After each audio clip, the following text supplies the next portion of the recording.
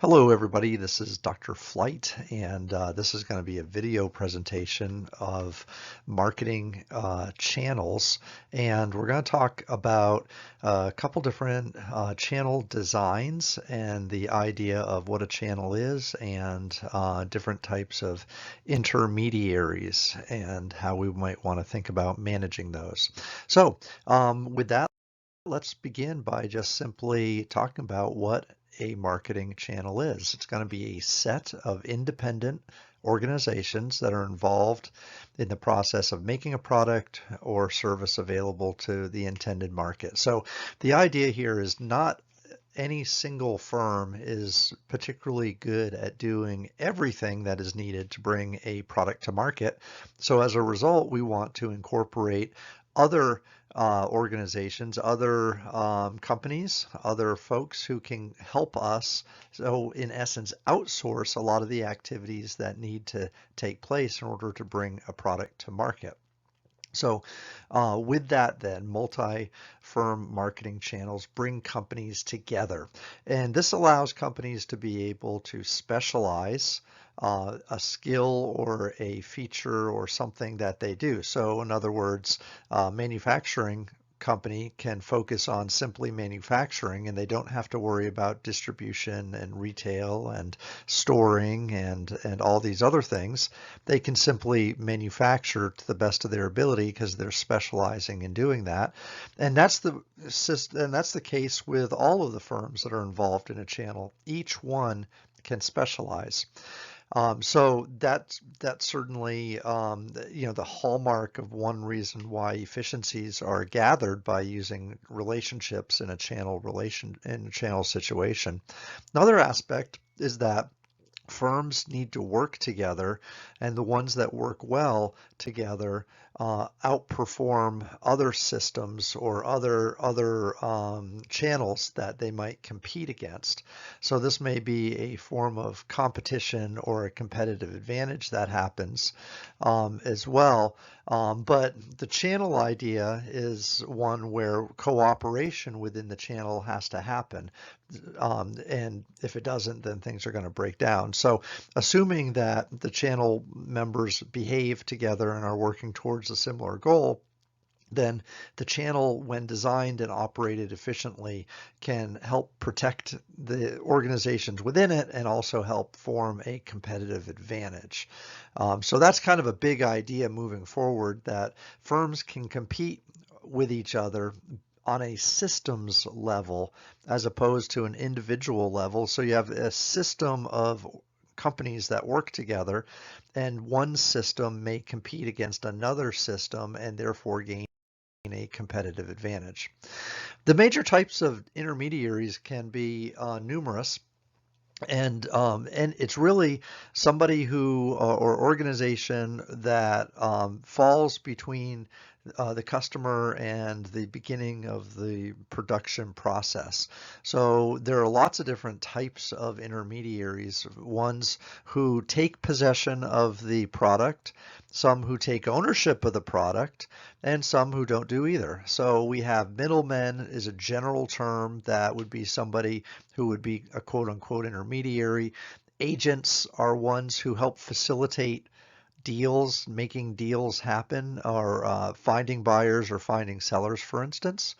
So a manufacturing agent or a sales agent of some type would be an individual, again, who brings markets and sellers together to form deals. They probably never or very rarely actually take possession or take ownership of the product, but they, again, broker a deal.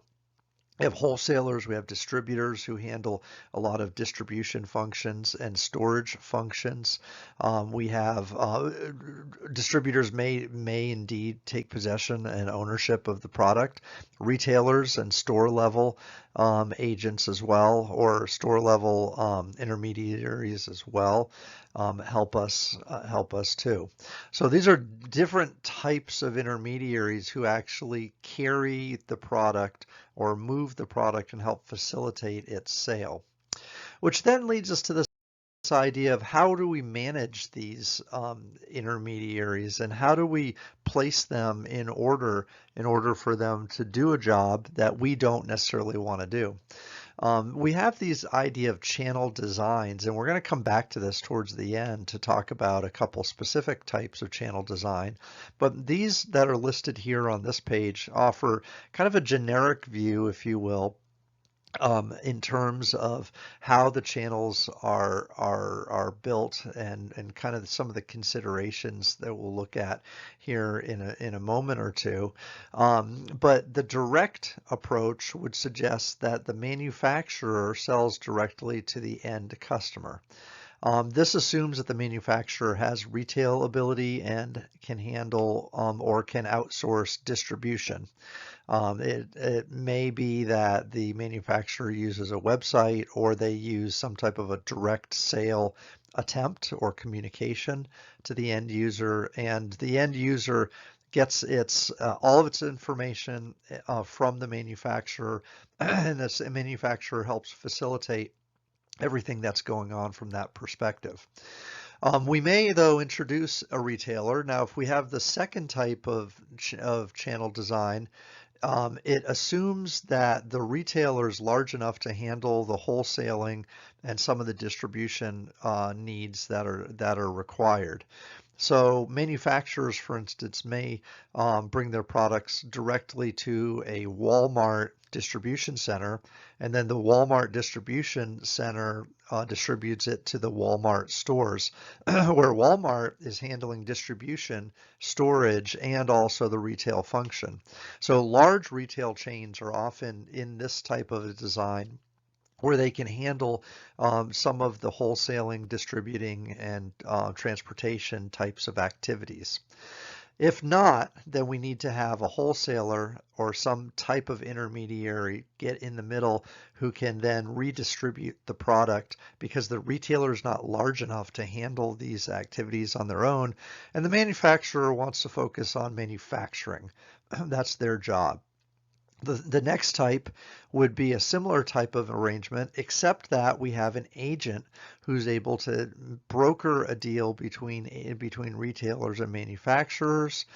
They're going to handle a lot of the logistic and distribution needs, perhaps. They'll broker the deal between the manufacturer and the retailer. And then finally, we have a full line type of an approach where we have, or a full intermediary or channel approach, where we have lots of folks who are involved in creating value for the customer through distribution and time logistics and utility like that. Okay, so again, lots of different varieties and options here in terms of different design options that you might have. Now, as we move forward, we want to think a little bit more in terms of selecting a type of channel design and what we think about in terms of whether we go direct or with intermediaries and what type of intermediaries we have. One question that we want to consider is the intensity.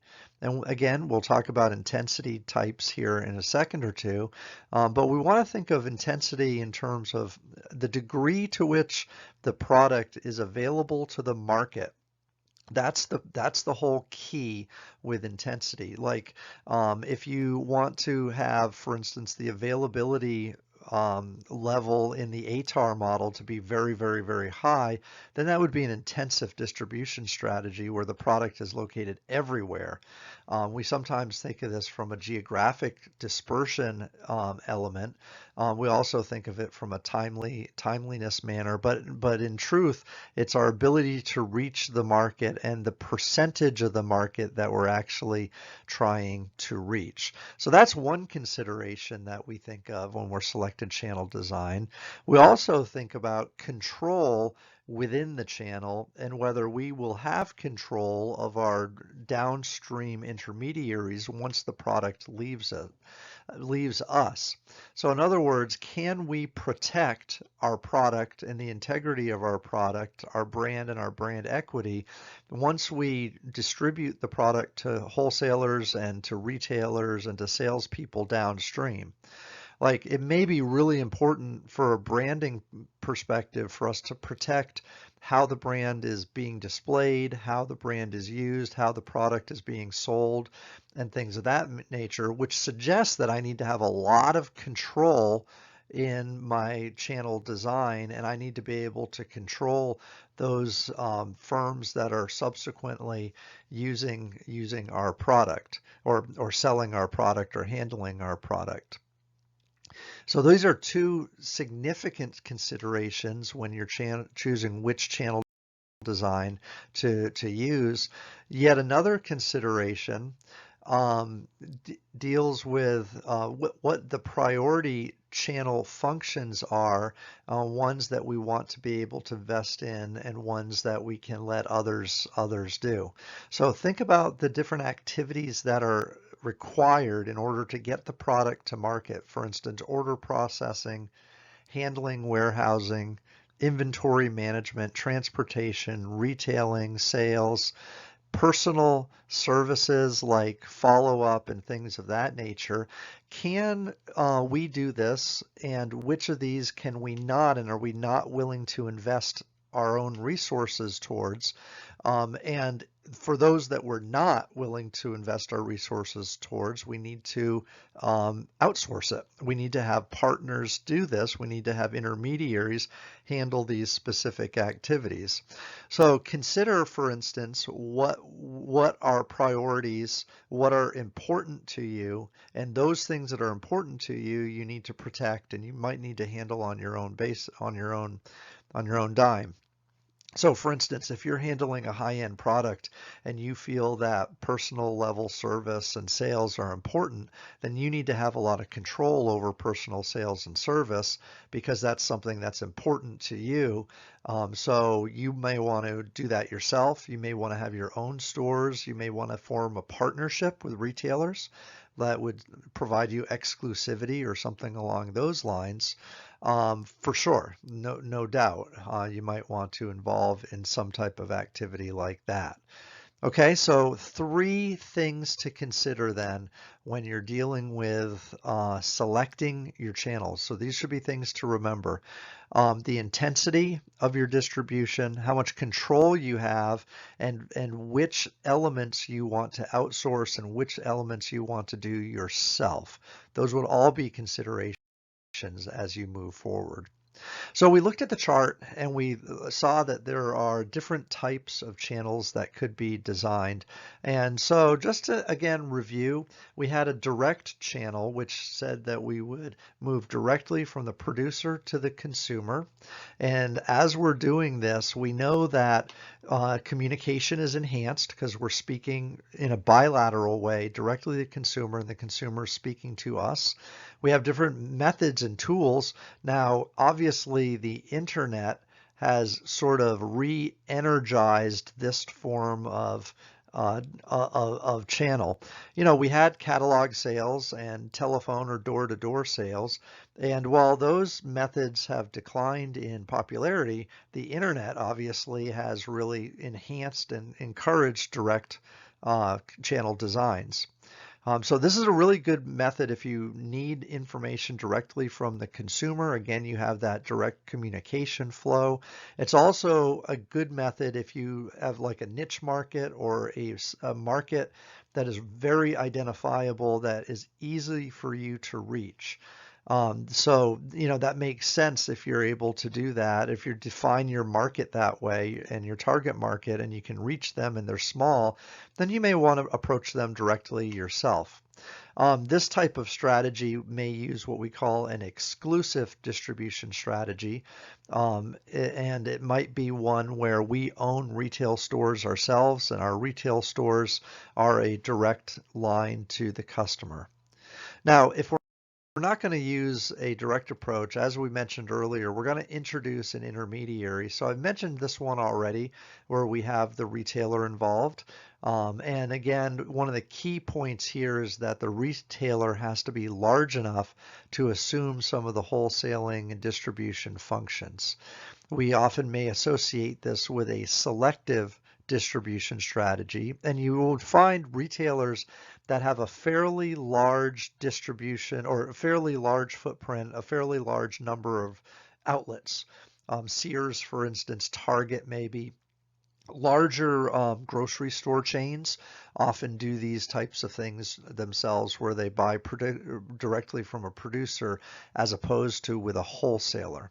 But the key here too is we have a selective distribution strategy as opposed to an exclusive distribution strategy, and that lends itself to this type of a setup. Now, as we add more distributors and wholesalers to the mix, so where we add these guys in the middle here, agents and such, that helps push intensity. That helps get our products to more locations at a lower cost. So any type of consumer goods, non-durables, grocery type things, personal care products, packaged food goods, all of these types of things may lend themselves to a wholesale distributor that then bring the product to the retailer because it pushes the number of locations that the product can be available at. It pushes the intensity then of the actual product. So agents then are used when producers are too small. They have smaller sales staff, and wholesalers and distributors, of course, are used to get the product to more locations with a broader distribution strategy than either selective or exclusive. So as we move forward then, and again, intensive, you'll see that word a couple times. We've used these terms a few times already, this idea called intensive, exclusive, and selective. Intensive distribution strategies are one where you have full retail coverage. A product could be located in many locations. We maximize product availability. However, we pair that with limited retail support. So for instance, if you go to Walmart, if you go to a convenience store and you ask the clerk for information about the product, they may not be able to give you much information. They're not there to give you a lot of product details. They're there to sell you products. There's going to be a lot of convenience goods or low involvement types of products that we want to think about putting in these locations. Frequently purchased products. Again, this should be non-durables, consumer non-durables, things that don't last very long and that are perishable. We counterbalance that with the opposite called an exclusive distribution strategy, which again I've mentioned already a few times in this short little talk. In exclusive distribution strategy, you think about luxury brands, high dollar, infrequently purchased products. You might think of boutiques as being exclusive or exclusive retailers. Specialty stores are these types of things. Branded locations. So Supreme is a branded location and it is exclusive. There are only a few of them literally located in the world. They're heavily reliant, of course, on single retailers and personal selling and superior service. So if your product requires these types of things, then this is the type of distribution strategy that you'd want. You'd also be charging a fairly high price and using either a luxury pricing strategy or a strategy where you rely on high margins but not necessarily high volume. That would be for the intensive strategy where you need much more volume. So we have specialty shoppers that are highly involved, and so this is really kind of the opposite of a intensive strategy. It would be the exclusive strategy, which then brings us up to the idea of something in the middle called selective, or sometimes referred to as selectively broad. So this is a case where we have consumers that have a selection set or a consideration set that they have in mind. And of course we have this a little out of order. That's funny. Shopping goods are typically the type of products as opposed to specialty goods or opposed to convenience goods. Department stores are big on this. You'd see a lot of department stores that you'd use for a selective distribution strategy. So think about your big box stores like Best Buy, or maybe larger department stores, a J.C. Penney maybe, sometimes a Sears, sometimes along those lines you'd have those types of products. TVs, electronics, select fashion brands are really good examples. Dick's Sporting Good or a sporting goods store of some type might also be considered something that would use a selective, that products would use if they were following a selective distribution strategy. So your distribution strategy really is a positioning issue. It's also something we're using to motivate the availability A in the ATAR model. Just as a visual representation for those folks who just want a picture, we've got intensive with lots of locations, selective with fewer locations, and then exclusive, which is, as you would think, is exclusive. It's just not there with a lot of product. Okay, so that's a B to C kind of concept. Let's not forget we don't spend a lot of time in a B to B or business to business environment, but let's not forget that there are B to B channel designs that follow similar patterns. Now, in a B to B sense, the agent is often much more important. The agent or intermediary can be a real vital key here in the different designs of products, but you follow the same type of routine where you've got a direct approach, and then you have other approaches where you interject wholesalers who are going to handle some of those distribution issues that you have. And then finally, agents get introduced as well. Now, and we're not going to spend any more time talking about B2B, but please just remember that we have different strategy and that would be involved. Now, two other forms of strategy that we think of, or elements, if you will, of design exist. We call it a multi or dual channel system, and then another type is going to be a hybrid system. A multi or dual channel system uses multiple approaches to bring the product to the market. So this is actually very, very, very common. In fact, we have a marketing metric that measures the cost of the average cost to bring a product to market. And we use multiple channels to do it. And so this is actually very common, where we have a manufacturer who's up at the top here in this box, and then they might have a wholesaler, and then they might have retailers to eventually reach the customer. Now, what we're going to do though is we're going to have a direct approach that happens simultaneously, where we go to a different market segment.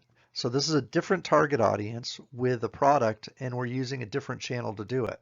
This is super, super important, that if you have different channels of distribution, you should really, really, really think about that the different channels should be directed to different market segments. If you don't, there's going to be conflict, and there are going to be issues that emerge as a result of that. So if we look at like an overlap that happens in a dual system where we have customer segment 2 and customer segment 1 together, the problem here is that the retailers who sell to customer segment 1 will begin to lose customers because the customer segment 1s are starting to buy online. And you could think of it the other way too. Whoever the online manager is handling these direct sales, they're going to lose customers to customer segment 1. So, you just have to be careful that there's going to be conflict, and there's going to be some friction between these different channel designs and whoever's responsible for sales at the end of the design, if this isn't kind of handled correctly. Now, on the converse side of it, on the opposite, or the argument you could make is that each market segment should have a different approach that they are designed for in order to be able to bring that product to market.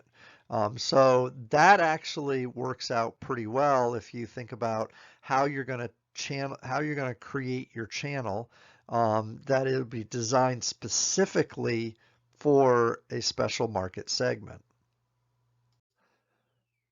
Okay, and the other type of channel design that is sort of a mixture, again, from what we've already looked at, is something called the hybrid channel system. A hybrid system is when we we purposefully think about the different activities that are required for the customer to get the product, to receive the product, get information of it. And we actually break up what the value proposition by the different types of the different components that make up value for the customer. So it's a multi-channel design, but we're really focused on where value is created among the supply chain members, and we're giving different channel members different value responsibilities. So this is a hybrid system as opposed to a dual or multi-channel system where we're only focused about kind of the delivery aspects. Think about like distribution as one of the values that we're creating for the customer, or utilities. By distributing the product to retailers down below here, we're able to get the product spread out and available and in the hands of the customers in a convenient way. However, retailers that do a good job in distribution are following maybe an intensive distribution strategy. They may not necessarily be adding a lot of service to the customer. So what we're going to do is we're going to have another outside agency handle service, and maybe another do advertising. You may actually have another do returns, and so on and so forth. So the example that I often use for this is and we all recognize it, when we go to Walmart and we go look at a Dell computer, for instance, at Walmart, we really are limited if we are looking for a lot of technical assistance at the store level, because that's really not what Walmart does. Walmart is all about locations and high volume, and they don't necessarily do a super good job in customer service. If you want better customer service and you want product information about a computer, you'd go to a computer store or a Best Buy or a place like that where computers are, you know, kind of what they do, and they can offer a lot of advice. You may not go to a Best Buy or a computer store for the lowest price like you would Walmart, but they offer that service and support. So a hybrid channel breaks up the value that's being delivered to the customer, and it specifies which intermediaries will deliver what value. So in this case, the store level you know, intermediary here, maybe Walmart, they're not responsible for service. What we do is maybe have a 1-800 number or another company handle the service aspect. So if you buy your Dell computer at Walmart and you're the customer, and if you have a problem, you buy the computer there, but if you have a problem, you go to this other support company to be able to give you advice and such, and like how to on the computer. This is a hybrid channel design. It's a little bit more nuanced, and one of the elements here is you have to have a channel captain. In this case, you've got the manufacturer who has really strong interests in protecting their brand and the value of the brand, and just not to pick on Walmart, but in this example, you don't want Walmart to be you don't want to rely on Walmart to try to give your customer good customer service, because it's really not what they do. They give a low price and they have lots of locations and they do a high volume of sales, but good service is just not something that they have a strength in. So why expect them to try to do it is the underlying idea. Okay, so this has been then a review of different type of channel designs. We talked about what a channel is. We talked about intermediaries and the role intermediaries play. We talked about three different reasons or ways or considerations anyways to choose a intermediary or channel design. And this wraps it up. So there's other material online and other different lectures available. So check those out. Be sure to ask me any questions if you have any, and hope you have a great day. Thanks.